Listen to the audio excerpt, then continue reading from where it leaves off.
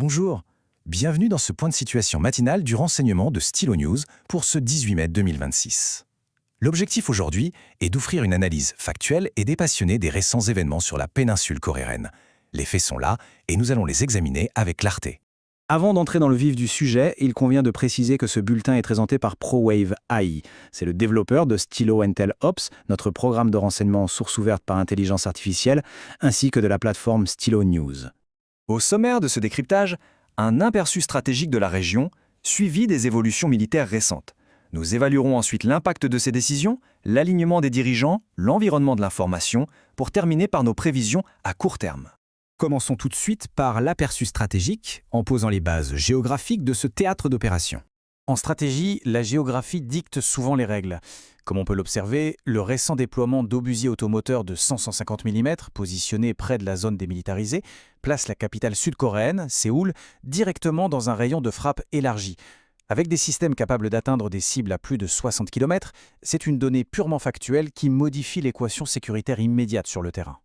Passons à présent aux évolutions militaires et politiques observées au cours de ces 2 dernières semaines.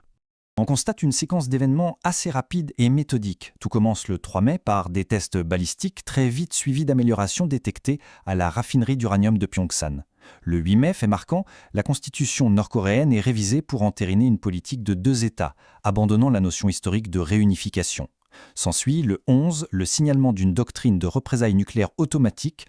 L'enchaînement culmine le 13 mai avec la présence inédite de troupes nord-coréennes à Moscou. Il convient à présent d'évaluer concrètement l'impact de ces manœuvres en partant de la frontière locale jusqu'à la scène internationale. Au niveau local, la situation est limpide. L'introduction de cette nouvelle artillerie accroît mécaniquement la menace physique pour les populations civiles.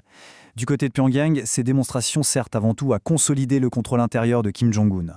On observe une militarisation renforcée de la société nord-coréenne et un rejet formel de tout dialogue avec le Sud. À l'échelle nationale, Séoul se voit contrainte de procéder à un ajustement.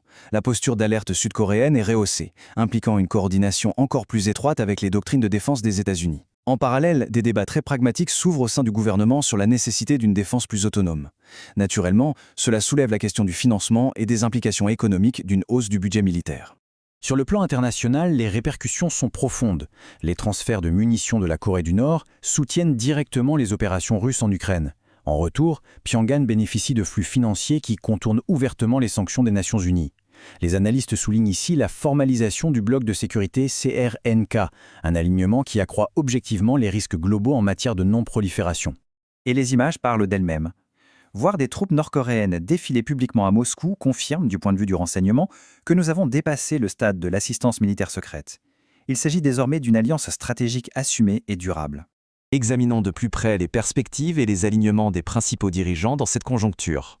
L'échiquier diplomatique présente une division très claire. D'une part, la Corée du Nord et la Russie accordent la priorité à la survie de leur régime et à leurs opérations militaires en adoptant une posture d'expansion. D'autre part, la Corée du Sud et les États-Unis se concentrent sur la dissuasion et la stabilité régionale en s'appuyant sur leur alliance historique et le maintien de sanctions fortes. D'autres acteurs majeurs tentent de maintenir un équilibre face à cette division. La Chine, par exemple, reste préoccupée par l'instabilité à ses propres frontières. Elle encourage la désescalade tout en s'opposant aux sanctions unilatérales. Les Nations Unies, de leur côté, maintiennent une ligne institutionnelle stricte, exigeant le respect des normes de non-prolifération. 2 approches différentes, mais toutes 2 orientées vers la modération. Qu'en est-il de l'environnement de l'information? Penchons-nous sur l'analyse des médias et du sentiment général. Les données extraites par Stylo News ces derniers jours montrent que 75% des interactions sur les réseaux expriment un sentiment négatif ou alarmé. Cette réaction n'est pas le fruit du hasard. Elle est la conséquence directe de la nouvelle doctrine de représailles nucléaires de Pyongyang et de la crainte mesurable d'une escalade qui échapperait au circuit diplomatique habituel. L'attention des analystes se focalise sur un point technique précis.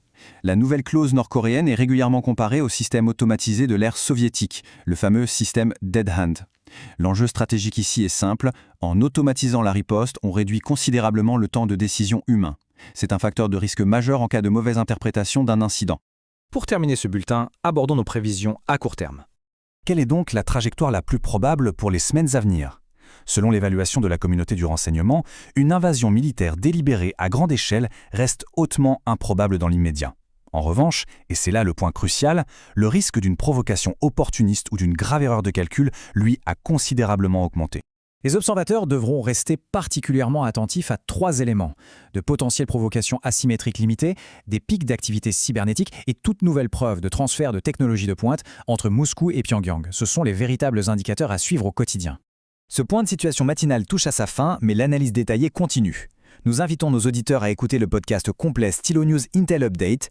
L'épisode s'intitule « Doctrine nucléaire nord-coréenne, lien avec la Russie et tensions régionales croissantes » et il est disponible via le lien de cette publication. Merci de nous avoir suivis. Pensez à vous abonner à Stylo News sur stylonews.com pour accéder à une actualité de pointe à la demande. La question centrale demeure: comment la diplomatie va-t-elle s'adapter à l'automatisation de ces menaces? Excellente journée et à très bientôt pour un nouveau décryptage.